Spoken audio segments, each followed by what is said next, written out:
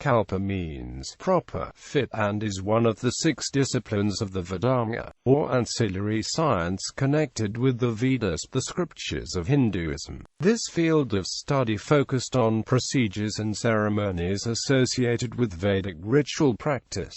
The major texts of Kalpa Vedanga are called Kalpa Sutras in Hinduism. The scope of these texts included Vedic rituals, rites of passage, rituals associated with major life events such as birth, wedding and death in family, as well as personal conduct and proper duties in the life of an individual. Most Kalpa Sutras texts have experienced interpolation, changes and consequent corruption over the history, and Apastamba Kalpa Sutra, ancillary to the Yajurveda, may be the best preserved text in this genre. Kalpa Sutras are also found in other Indian traditions such as Jainism. Etymology. Kalpa is a Sanskrit word that means proper, fit, competent, sacred precept, and also refers to one of the 6 Vedānga fields of study. In Vedānga context, the German Indologist Max Muller translates it as the ceremonial. The word is widely used in other contexts, such as cosmic time, as well as for precepts or procedures that are proper, fit, in medicine or another profession. History. The Kalpa field of study traces its roots to the Brahmana layer of texts in the Vedas. However, its texts are more focused, clear, short and practical for ceremonies.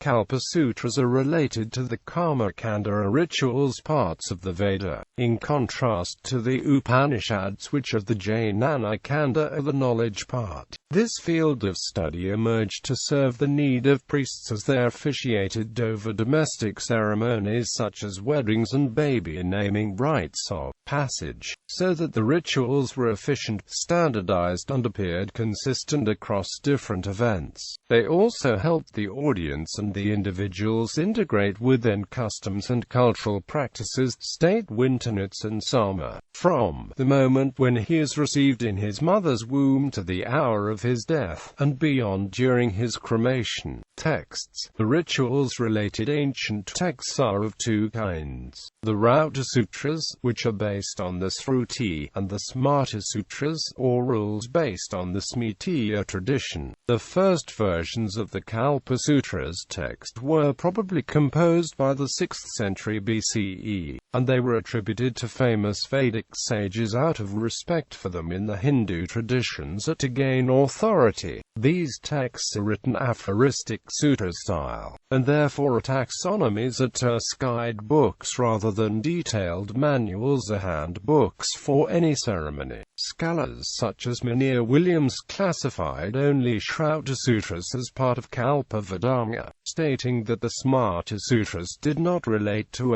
Rota or Vedic ceremonies, but instead focused on domestic events such as rites of passage when a baby is born and samachara, or conventional everyday practices that are part of every human being's life.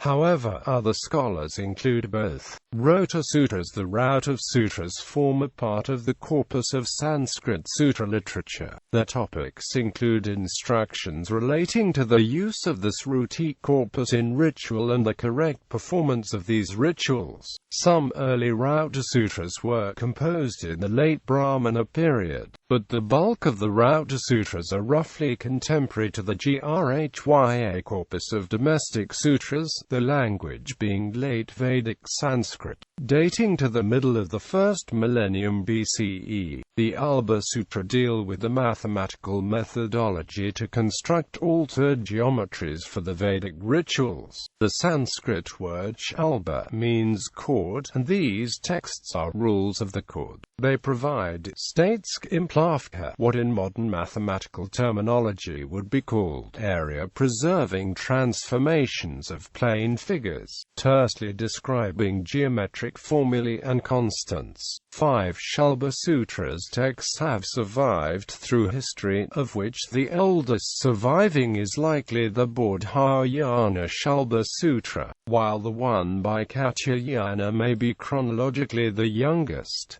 Smarta Sutras. The Greh Sutras, domestic sutras, are a category of Sanskrit texts prescribing Vedic rituals, mainly relating to rites of passage such as rituals of wedding, birth celebration, name-giving and coming of age. The language is late Vedic Sanskrit, and they date to around roughly 500 BCE, contemporary with the Rauta Sutras. They are named after Vedic shakas.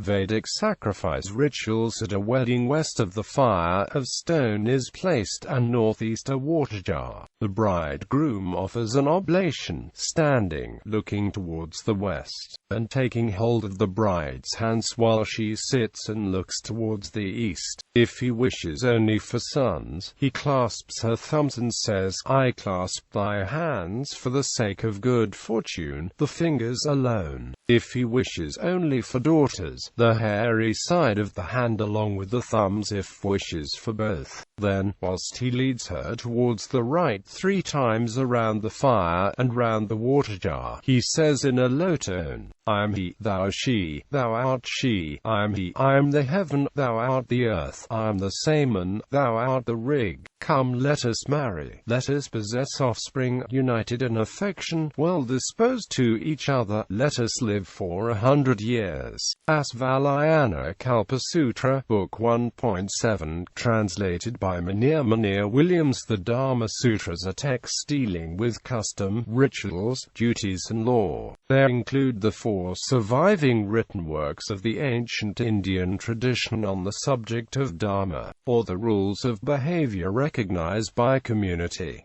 Unlike the later Dharmasastras, the Dharma Sutras are composed in prose. The oldest Dharma Sutra is generally believed to have been that of Apastamba, followed by the Dharma Sutras of Gautama, Bodhayana, and an early version of Vashatha. It is difficult to determine exact dates for these texts, but the dates between 500–300 BCE have been suggested for the oldest Dharma Sutras.